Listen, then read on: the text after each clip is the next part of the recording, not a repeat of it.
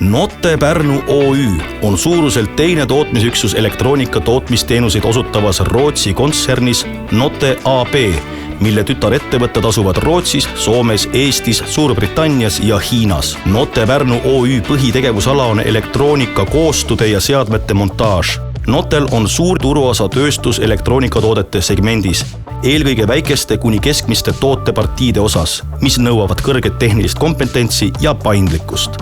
Ettevõtte tootmishooned asuvad Pärnus ühtekokku 4500 ruutmeetri suurusel pinnal ning ettevõtte annab tööd rohkem kui 270 inimesele.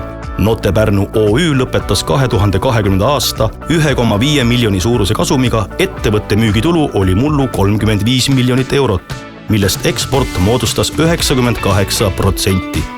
Ettevõte investeerib aktiivselt ka kaasaegsetesse tootmislahendustesse, et olla konkurentsivõimelisem ja pakkuda klientidele kuluefektiivsemat materjalikäsitlust ning keskkonnasäästlikumat tootmist.